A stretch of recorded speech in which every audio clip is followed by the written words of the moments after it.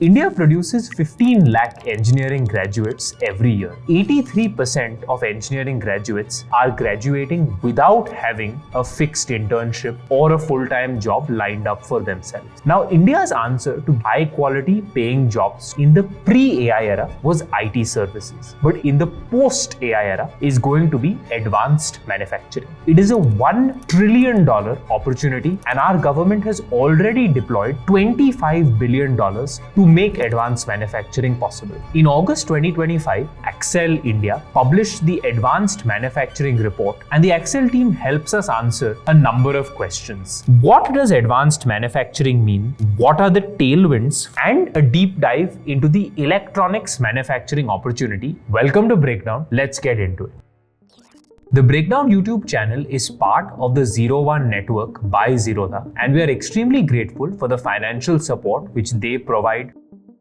I want you to pay attention for 1 second. Flipkart, Urban Company, Swiggy, Cultfit, Freshworks, Bluestone. All of these firms that I have mentioned are either household names for you or you've been a customer of their service at some point. And all of these firms have one investor in common, which is Accel India. So now that you know a little bit more about Accel and their portfolio, we come to the definition of advanced manufacturing. Accel lays this down very clearly, where they say that a manufacturing company can be classified as cutting edge or advanced in its field if it meets any one of the following 3 criteria. There is innovation in product, there is innovation in process, or there is equipment or IP-led innovation that takes place. And in the Advanced Manufacturing Report, Accel has actually taken its own portfolio companies and classified them into whether they are product innovation, process innovation, or equipment or IP-led innovation. We'll take 2 examples from the Accel portfolio. The first one is Simplify. Now, you can think of Simplify as a software-enabled contract manufacturer for specialty chemicals, and therefore they have digitized this supply chain or procurement process. So Simplify is an example of process innovation. An example in the Accel portfolio of product innovation is a company called Sarla Aviation, which is looking to build electric vertical takeoff and landing vehicles, and they're expected to pilot this from Indiranagar, where I stay, to the Bangalore airport and reduce the commute times from in peak traffic, what could be 2 to 2.5 hours, down to 15 to 30 minutes. Now, Sarla Aviation is an example of product-led innovation because they have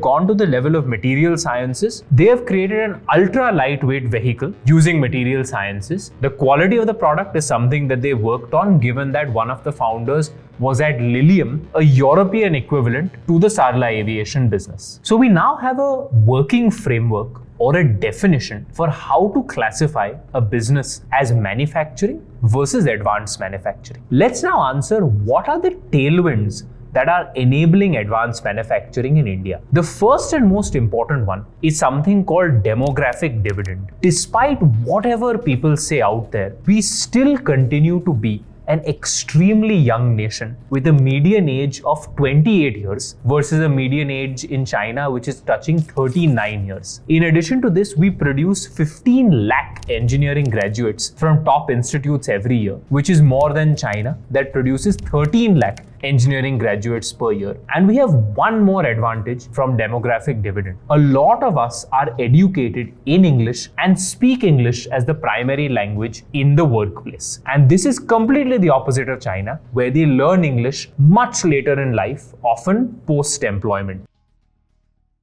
So the strongest tailwind for us in advanced manufacturing is to have an English-speaking, young and engineering-trained and ready workforce in the country. And this is something that the government is not taking lightly. We have something called the Skill India Mission, where the government has already allocated 60,000 crore rupees to upgrade the industrial training institutes as outside of the capital that Tata Technology has allocated. The second tailwind for advanced manufacturing in India is the fact that Make in India is not just a slogan. There is real capital and willpower from the government of India over the past 10 years to to drive Make in India. And let's look at some of the key government programs from the last 5 years to promote advanced manufacturing in the country. There is a production-linked incentive scheme for IT hardware at 9,000 crore rupees, the National Program on Advanced Chemistry and Battery Storage at 18,000 rupees, the Passive Electronics Component Scheme at 23,000 crore rupees, the PLI scheme for large-scale electronic manufacturing at 38,000 crore rupees, and the modified program for semiconductors and display fabs at a whopping 76,000 crore rupees. In just a couple of seconds, I have shared with you how the government of India has allocated almost 1.5 lakh crore rupees, almost 17 to 18 billion dollars towards production-linked incentives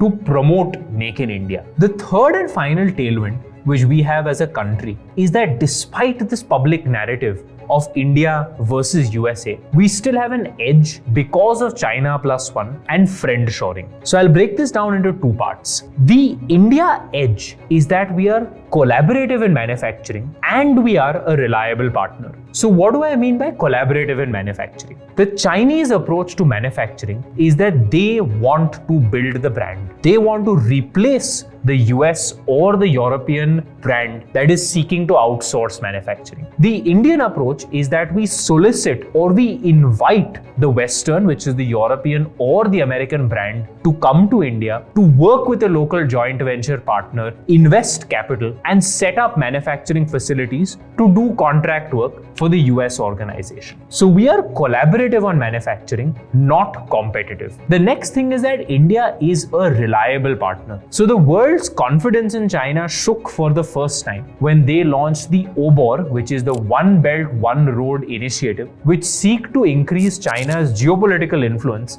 by using capital and literal physical highways as a weapon or a tool to convince governments that were on the edge to align with China versus to align with the West. Along with this, China has control of about 70% of the global supply of rare earth materials. And at the time of us recording this breakdown, China and the USA are going back and forth on the availability of supply and the terms of supply of raw material. And this makes China a slightly less reliable international partner because at any point they could curtail the supply of rare earth materials and disrupt global supply chains. And what I am telling you is not just narrative. There is also data to back the fact that our China plus one and nearshoring edge is starting to play out. So let's first look at India's share of global exports. In 2015, India was doing about $500 billion worth of exports. And at that time, China was about 6 times our size. Today, India does about $1 trillion of exports and China is only 5 times our size. And this means that you can see the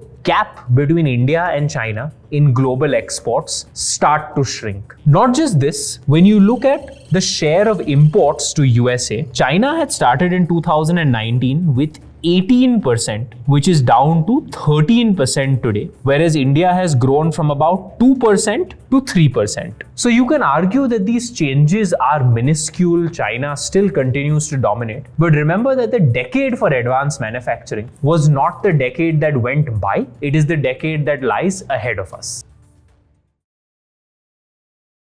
We will now do a deep dive into the advanced manufacturing opportunity in electricals and electronic components. The Accel team covered 3 broad opportunity areas: electronics and electrical components, defense, and automobile parts. The reason for us to pick electrics and electronicals is that it's a very fast growing space and we will cover defense and automobiles later in future breakdown episodes. Why electronics? For those of you who do public markets investing, you would know the idea because you would have probably seen this in your portfolio performance. In a post-COVID era, as a result of the production-linked incentives from the government of India, the China plus one playing out, and a push towards import substitution via domestic manufacturing, the electrics and electronical component companies have seen their revenue skyrocket. Let's take the example of Dixon Technologies. Today for Dixon, 62% of revenue comes from mobiles. Their revenue growth rate from 2015 to 2020 was about 30%, and this accelerated to 55% in the 5 years from 2020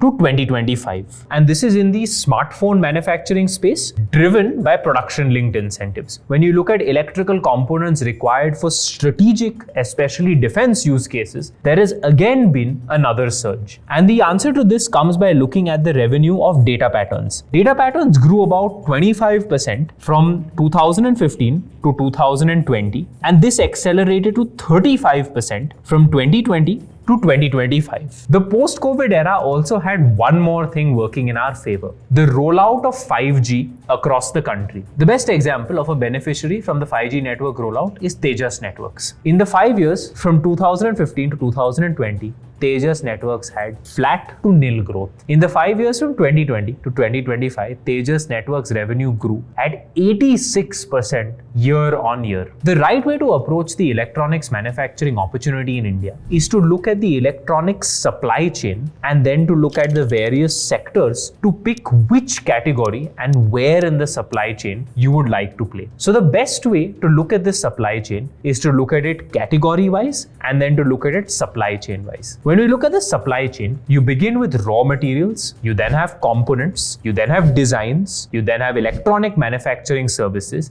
and you have the brands. When you look at the categories, the broad categories of electronics manufacturing in India, it can be split three ways. And this is consumer products, industrial products, and defense or strategic products. There are two themes right now that are taking off in advanced manufacturing in India. The first among these is creating industrial products that are specifically for strategic or defense use. And the second is to create domestic alternatives to the typical consumer brands that we purchase from overseas. When it comes to the first one, there is a major push from the government of India to design and to make in India, primarily to reduce the dependence on foreign governments and foreign suppliers, which creates a supply chain risk in our country. And for this, the government of India has pushed the Indian semiconductor mission with a 76,000 crore outlay, design-linked incentives to improve chips, and a pipeline of over $15 billion of defense spending, where a significant portion of the spending is allocated for indigenously produced defense equipment and weapons systems. Now, in these two opportunities, there are 5 specific themes that you can explore. We'll break this down as follows. In the electric components, there is fabulous chip design, printed circuit boards, and precision subsystems. You also have new tech support components, and in the consumer appliances, you can design and assemble next generation devices indigenously. Each of these is a $5+ billion opportunity, but we'll double click on 2 for now, which is fabulous chip design and the design and assembly of next generation devices. Now, when it comes to fabulous chip design, we are today a nation that is almost entirely dependent on foreign nations to provide us with the components to create electronics, and even our chips come from overseas.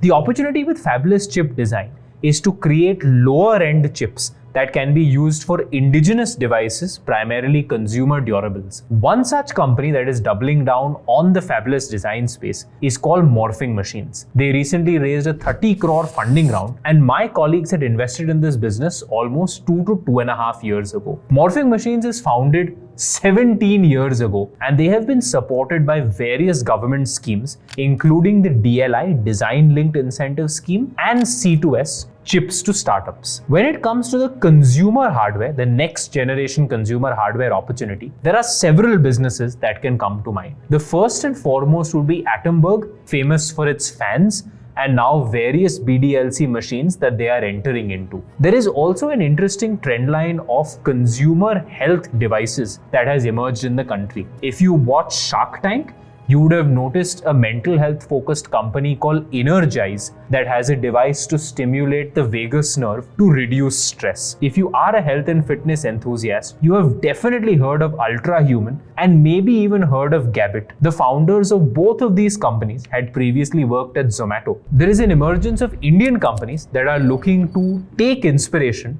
from foreign consumer hardware businesses and create domestic focused consumer hardware businesses. And there's also Dream Sleep, which is looking to create an Indian alternative or equivalent to 8 Sleep with a pod and a temperature control mattress. The reason why electronics manufacturing is so important for India is that there is a large export potential that can correct our balance of payments, and there is very strong domestic demand for electronics products. So when we look at the data, the growth rate of electronic manufacturing for export has been about 29% versus the growth rate of electronic manufacturing for domestic consumption, which is about 16%. And this shouldn't surprise you when you see projects like Foxconn's iPhone factory that is shipping millions of units out to other countries. We are actually slowly becoming a manufacturing hub to export to other nations. And along with this, the export rate is growing, the domestic rate is growing. And when you look at the numbers, we were at $110 billion of electronics manufacturing in 2020 when COVID hit us. Today in 2025, we are at about $200 billion, double where we were 5 years ago. And in the next 5 years, we're projected to triple from where we were to about $600 billion. So it's growing extremely fast, and a bulk of this is export driven. And this brings us to the final part of today's breakdown, a few concluding remarks. And the first one is, the friend-shoring versus near-shoring risk is real. And I am 28 years old today. It is the first time in my life that I have seen India being branded, labeled, or even accused as being an enemy of the United States of India. We have typically always been viewed either as non-allied or as a silent friend and partner of the West, including America. And some comments like dead economy and laundromat for the Kremlin pretty much mean that our relationship with the USA may never be the same again. And the final comment that we'd like to leave you with: advanced manufacturing in India is not an option, it is a necessity.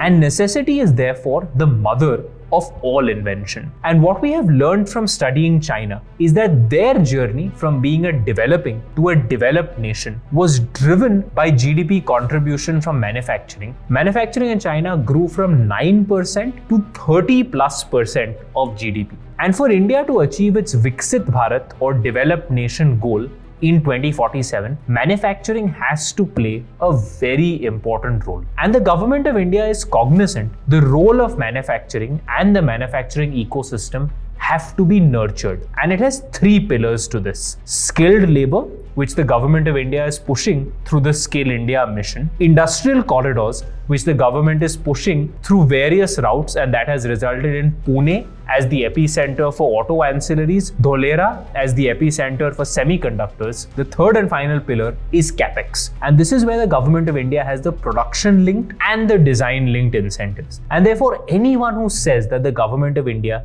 is not doing enough to promote advanced manufacturing in India is ill-informed. Today we did part 2 of our breakdown on advanced manufacturing in India. We look forward to hearing from you on what topics we should cover next on Breakdown. Please do hit the bell icon so that you are notified about our next video. Thank you so much. See you next time.